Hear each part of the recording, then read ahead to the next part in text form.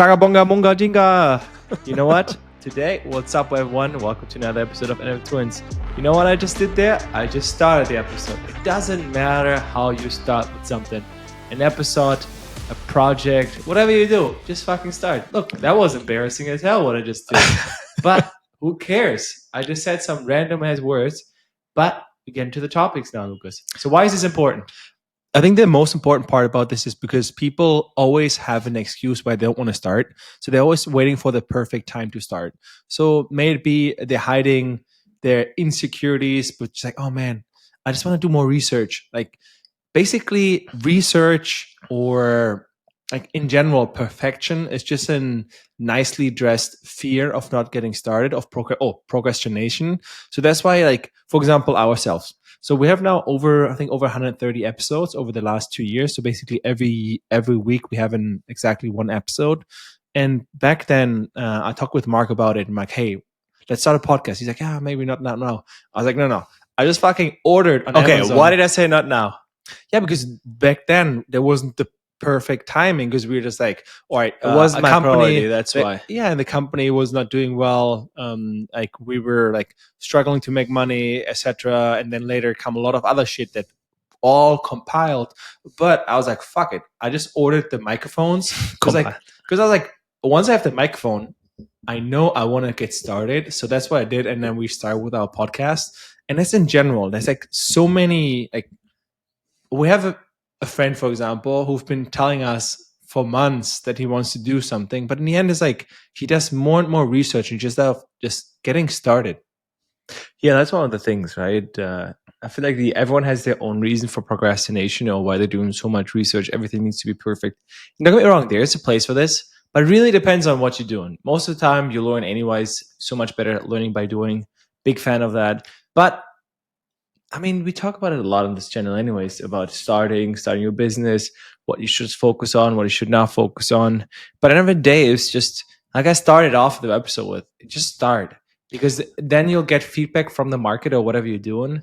And then you can adjust. At the beginning, nobody fucking listens anyways to your podcast. Nobody cares. Knows about your product. Like the first customers, they will probably like, bro, there will be like you should be embarrassed about your first product or maybe episode, because in the end it's like nobody's gonna listen to it. Man, we're 2 years in and we get maybe like 10 to 15 listeners on an episode right now, but we don't care because right now we only care about doing it weekly, because like one day we're basically creating a content library. So when people want to find out more about ourselves, they can just go back and listen to our podcast, right? Because in the end, there's no better way to find out about a person, about consuming their content.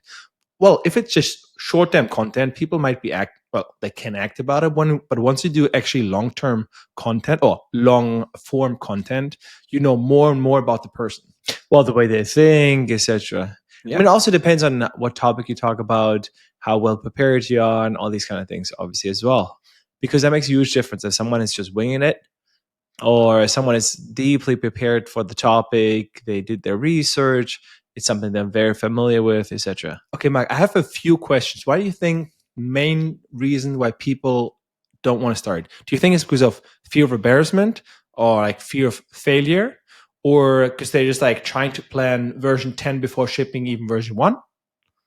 Or just like they're too comfortable in the current situation? So for example, oh no, my job is paying me too much. I need to at least earn 8,000 with my new project before I even go full time there, or social pressure. What will the other people think?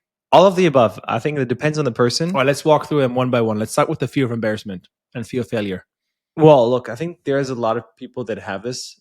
Like all of these, I think they're like probably across the board equal. Like fear of embarrassment, I think that there are some people that have this, obviously, because they're probably high achievers in most of the other things or whatever they're doing, and so they don't want to be embarrassed because they usually have a standard that they want to uphold. So they want to be perfectionist about it. They want to make sure that everything is perfect. But that's not how it works, right? So you might be a master in some other aspects of your lives, but you have to be, again, a student. You can't be the sensei here. So you need to have the student mentality in that sense, that you're like, hey, I'm learning something. I'm going to make mistakes, because if you are going to if you're going with the attitude of a master in there, then you have the fear of embarrassment. But no, you should be not fearing making mistakes, etc. So that's the one I think, yes, people that have achieved other things or have super high standards in Yeah. other fields of their life, they have the fear of embarrassment. Also, in general, like, so as a takeaway for feel of embarrassment, man, most people are so focused about on themselves, they don't even pay attention to what you're doing, right? So that's like when, True. like in a lot of podcasts, they're saying when you're when you haven't achieved it yet, they're saying, why are you working so hard? And once you have achieved it, like in, for example, you become um, like Rich, super successful. rich, successful, people are like, oh yeah, he just got lucky, right? So the thing is, like, they never they're so focused about themselves they don't really see it, and then once it happens is of course it's luck. And now the reason why they're also saying that of course he got lucky is because it's easier to say he got lucky than really admitting to yourself working hard can get you to your goal, especially working with a plan towards your goal can get you there, because that would put them on a different level, right? Because rather, like, people tend to pull the others down to say he got lucky instead of saying, man, he got such good gains not because of his physique but because he's been working every day for the last 10 years and has been like working out every day, as well as like diet is on plan, sleeping, he doesn't go Genetics out. was, yeah, of Of course. course genetics has a space in there as well, but like it's easier to say just like, oh, he has great genetics. Well, obviously, it's just Same, he makes got it lucky in because it business. makes you feel better about yourself. Yeah, of course. That's one of the things. All right, what was the second one, Lucas? Overscoping, trying to plan version 10 before shipping version 1. I mean, I'm not sure if we fall into this category because we usually just YOLO into it. But for example, Which is also not the best. but I think in tech needs to be a middle way because you can't have an MVP that's completely shit and just falls apart. But to a certain degree, you need to have a backend that has the ability to scale to at least a little bit and a few Counterpoint. standard. But Counterpoint. You could still basically make, instead of building the full software, well, now with vibe coding is a different story, but you could just do the good old Wizard of Oz, yeah, right? no, but So you that's don't not. need to have to. So for No, that's those not my people point, who, though. My point is that all right, Mike, for let's explain for the audience what the Wizard of Oz is. so basically, it is you are offering a service that's a uh, Okay, I can give an example. We would say we can create you an entire AI generated ad with a hook, etc. Like basically an entire generated video with everything included. No, best AI example. does it all, And and then, but in but reality, wait, the AI does it all for you, but in reality, Lucas gets an email. He gets up in the morning whenever the buzz rings.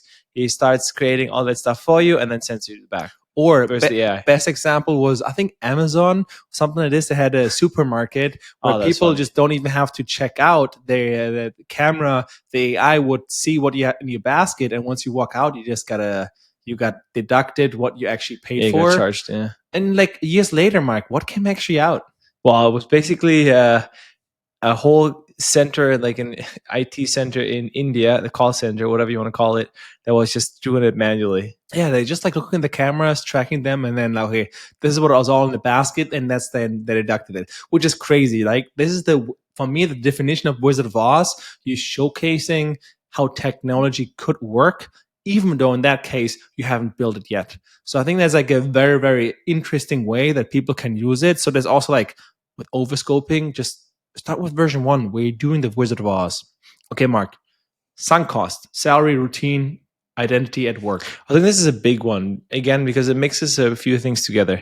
Like it's combined with the fear of embarrassment. For example, the identity at work. You are the big man, whatever. You are the senior. You're the master already in one specific trade. But if you start at zero, it's like learning a new language. You're gonna sound like a 5-year-old, right? If you talk to someone, everyone's gonna think like you're an idiot because you're using words that Sucks. exactly. It's not the nicest feeling. So salary also salary it's when you quit your job. Let's say you have a super high paying job that pays you 20K a month, and then you started something doing your own thing, and all of a sudden you have zero. So you have to adjust your lifestyle. Well, There's a that's lot of why things it's you have best to to start change. with zero, right? If you never earned money, you can You never can't miss lose. it. You can't miss what you never had. Exactly. I agree. I agree. So same with the routines, right? These are the things. What about social pressure, Lucas? No, I still want to talk a little bit about the identity at work, especially with salary, because like this always just reminds me that people are saying, "Yeah, man, I'm working 40 hours right now. Where do I find the time?" And I think that is like also just an excuse because like right now, for example, us, we're working full time for our acquirer, and at the same time, we still have the time to build our new other new business on the side. Actually, with the Y Combinator application coming up tomorrow, so that's the thing. Like, but one thing that always is important to know is everything in life has a price. So you will have to sacrifice your weekends or long nights in the evening. But as long as you want that, if you because people always say I don't have time. I think it's just a question of priority, and we always stress this throughout every episode or most episodes of this podcast. It's like when because in the end we all have 24 hours. Let's say we sleep each 8 hours, so we still got 16 hours. So it's really important. Like in that time, you will find if it's your priority, you'll find time for it. I agree. Okay, social pressure. Okay, for me, social pressure. I don't know. I've never experienced in that sense that what people think if it flops. I Exactly. don't give a It's fuck. very exact. The thing is, But it's very common in Europe, though. exactly in the US, like, oh wow, you're starting your own thing. Now in Europe, it might be changing, but before it's like, what? You starting your own thing? Oh, that's weird. Oh, I'm a failure if it didn't work. But in the US, it's like it's more like a celebrated, which I really, really appreciate. At the same time, with the Do social you, pressure, do you actually think it's more about investors? Because I was just thinking back of it, like when we had to close our like old company, is one of the things that some investors like, oh, that was an oversight. Why didn't you say this? It's like you did the business model was off and all that stuff. It's like, well, it's high risk business and high risk investment. So as an investor, you should know. no, I mean at the same time because there were a lot of angels, right? We also had our main angel investor was like, yeah, man, whatever you start next, let us know. No, I'm I'm down. saying, but I'm saying, but look, but there's obviously this kind of thing Yeah. as well. That's a good question. I think in general, I believe because maybe there's more liquidity in the market, and in general, people are Different mindset because like they're investing their money and they're like, look, because I think it's because of freedom. I think in general, starting your own thing is very related with freedom itself, and US stands for the ultimate form of America, exactly fuck yeah. for like freedom. And in the end, I think that is just the starting your own company is basically expressing yourself in kind of form because you're building something from scratch. That's how I can imagine it. But yeah, the social pressure, as me, as just as advice or how I see it, I would just say honestly, people are so focused about themselves, they don't barely notice anyways. Right. That's why also they were saying like, oh yeah, like they got lucky because they didn't see their hard work or they don't want to see it. So yeah, don't care too much about it. Okay, Mark. How do you start when life is full? So how did we start, for example, with our new project? Well, honestly, we just took the time. I mean, it's just a question of priorities. We set our priorities that we go to the gym every single day. Like we take a 2 hour lunch break and we work our 40-hour week. And then whatever is left, we work on the other things. Because if it's a priority, you do it. You do it either during the day or At after work, night. at night, on the weekends. I mean, weekends, I don't fucking know what day it is most of the time Yeah, we because work every day. either routine the same day, it doesn't matter. It's always the same. So this way, I don't even have this feeling. Oh, I need a weekend, and I also don't like the way that people say like, "Oh, I need balance." Like I disagree. You fully don't need work-life balance. You need to do what fulfills you and what you enjoy. And if I don't do anything for a day, I feel like, damn, I didn't like get Well, it didn't work on your goals and dreams, exactly. I'm right? not Like getting closer at all. I'm just like it is for me. I don't like this feeling at all. So, for example, when we're working on a new project, I don't even know how the time flies by because I really, really enjoy it. And the saying was like, I was telling Mark like the other day because we were talking about vacation days and we really never took vacation. And then I was talking about, man, think about it. Like Henry Ford introduced the weekend, so it's only like the 5 hour work week, so people can spend them 5 day work. 5 day sorry 5 day week work week, so that people can spend their money on the weekends. Now he basically created with this 104 day of vacation for each person, right? It's So a if lot. you work each day, which we normally do, man, you basically in 2 years work as much as people work in 3 years. So you're learning. So basically also your growth is accelerating so much faster. I wouldn't even say probably 2x because in the end it's like when people go on Fridays, well, people I don't know, I don't want to say most people, but a lot of people on Friday after 2 or 3, like they don't get shit done. And Monday have to catch up what everything happened afterwards. So I feel like you lose a day there. So I I think agree. that if you work every day, even though it's just like less hours, but and just going with it, you'll learn so much faster. I agree. I think it's compounding as well, much faster. Okay, Lucas. So what else? How else? What other things that piece of advice that you would give the users? Well, sorry, our listeners to start. I want to say the phrase that I heard in Chris Williamson in Modern Wisdom, and he says, "Talking about the thing is not doing the thing. Reading about the thing is not doing the thing.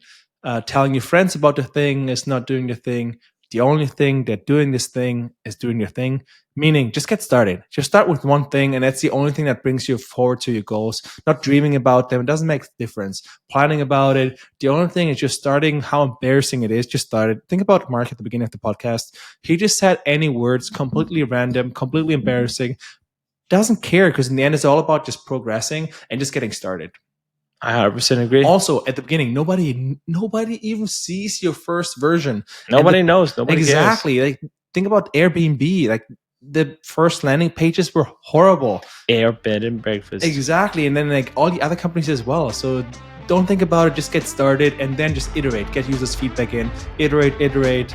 And with this, man, you will be successful. So just keep pushing. And of course, catch you next one. Peace. Peace.